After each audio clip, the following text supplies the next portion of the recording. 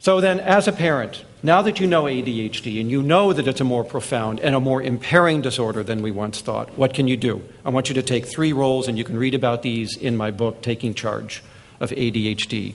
The first role every parent should play is to become a scientific parent, which means make yourself an expert. I want you knowing as much as the professionals know. So you should be reading widely, because truth is an assembled thing. It doesn't come from a single website or source. It comes from integrating across those and seeing the reliable information that keeps showing up across the various sources that you're reading.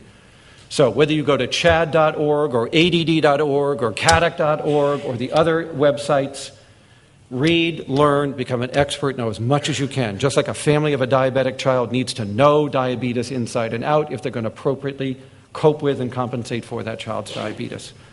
And then, just like a scientist, you are going to have to experiment. There are hundreds of things that you can do, but they don't all work for every child. So we have to test, revise, try it. Does it work? If it doesn't, let's move on to something else. So there's a test, revise process about raising an ADHD child. You're not going to get it perfect out of the gate. And what worked for one parent may not work for your child. And somebody may be on Concerta, but your child's going to need Adderall or Vyvanse or Strattera. And the same dose that worked for one may not work for the other. It is a process of experimenting and letting your child show you which of these things may work for them. So be a experimenter. I tell that because parents come in and they try the token system and it didn't work, and they try timeout, and expecting that the first thing out of the gate is going to be successful, and it isn't always so. You got to keep trying. And then I want you to become very skeptical. There is a lot of junk knowledge out there, especially on the internet. You type ADHD into Google, which I did this morning, 14 million replies. There is no way a parent can search that for the diamond in the dung heap. So I want you to become very skeptical. If you are not hearing this information reliably across different sources, it probably isn't true. And if it sounds too good to be true, just like financial planning, it probably is, right? So be careful out there. There are magnetic mattresses, there's copper bracelets, there's ginkgo biloba, there's omega-3/6s, there's antioxidants like pycnogenol. There is so much junk out there. There's a clinic in Las Vegas that will diagnose your whole family and give you chips to spend at the casino. Maybe that works. I don't know, right? But you get the point, all right? There is so much trash out there that it's hard to sort it out. So that's why you really need to have your skeptic hat on whenever you're reading anything. And you're looking for reliable information across sources. And then you will filter out the gems. The next role, you need to become an executive parent. You need to stop whining, suck it up, man up, and own this disorder in this child. This is the hardest thing for families to do. They learn about it, they read it, but they don't necessarily own it. There is this sort of, if you will, reticence that they have internally that I see from time to time, where they always hold out this hope that there's some silver bullet out there, usually on the internet, that if they just tried that, all the problems would be solved, we could give this up, he'd be normal, and let's get on with life. Right? And I wish there was the silver bullet, but there isn't. So we tell this to ADHD adults as well. It's one thing to know ADHD. It's another thing to own your ADHD and to make it a part of who you are. It's not all of who you are. You may be a gifted artist. You may be a comedian. You may be a scientist. You may be a physician. None of that has to do with ADHD. ADHD predisposes to no gift. But you do have other gifts and other talents at what you are good at. So I want you to embrace ADHD as part of who you are, but not all of who you are. ADHD is a small set of traits out of the more than 400 that you were blessed with. So you may be good at lots of other things. Let's find those other things, because they're going to have to compensate for what your ADHD is dragging down. But don't ever attribute those other successful enterprises to your ADHD, because it just ain't so. This is no gift. But it doesn't mean you don't have other talents that we could use to compensate for it. Whether you're a good athlete, whether you're Michael Phelps, whether you're a good comedian, whether you're Ty Pennington on America's Extreme Home Makeover, who loves to tear down houses since he was a kid, and now he does it for a living, right? All of these are ADHD adults, right?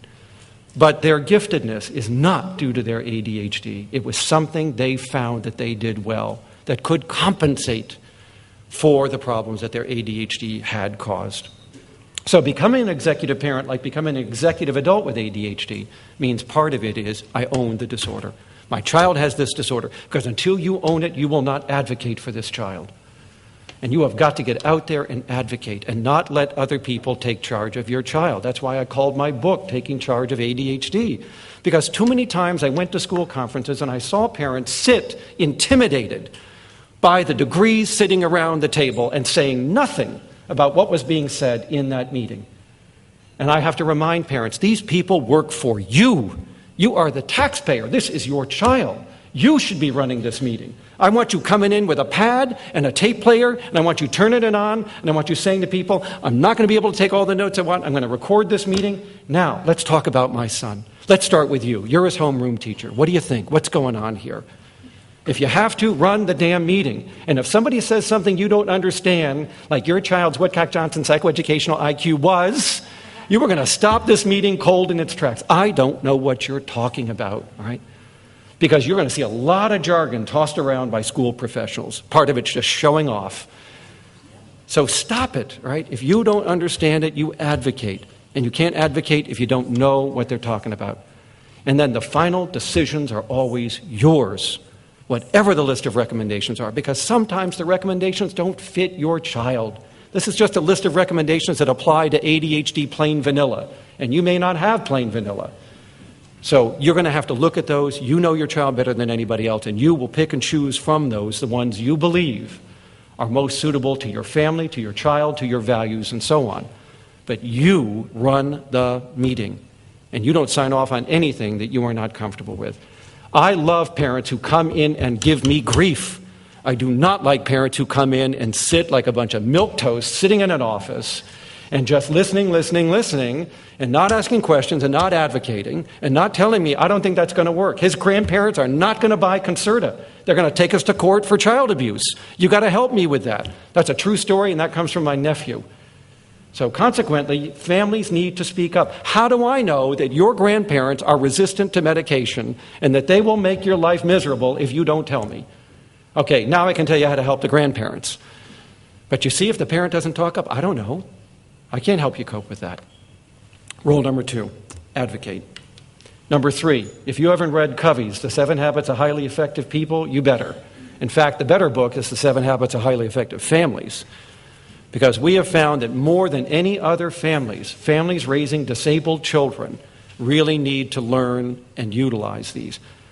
Covey has at the back of the book a diagram that looks like an hourglass that has all 7 principles built into these 2 upside-down triangles. Photocopy it and tape it to your bathroom mirror. When you are putting on your makeup or shaving in the morning, I want those 7 habits in the corner of your visual field. That is your morning reminder to try to get it right.